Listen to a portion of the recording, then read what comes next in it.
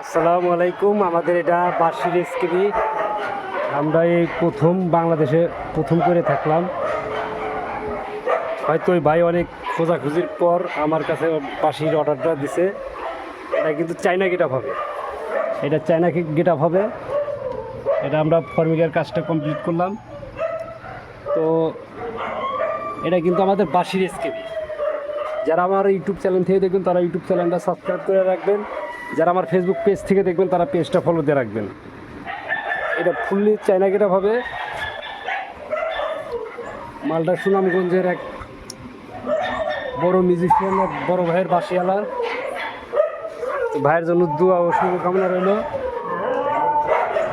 আর এটা আমাদের ভিতরের কাজ, এটা পুরো ফুললি চায়না গেট আপের মতো আমরা কাজ করছি।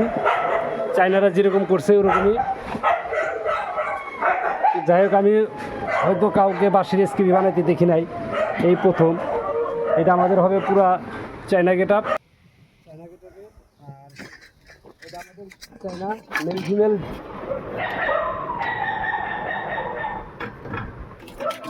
এটা অ্যাঙ্গেল, এগুলো ময়লা পড়ছে তো এগুলো পরিষ্কার করে দিলাম। যাই হোক,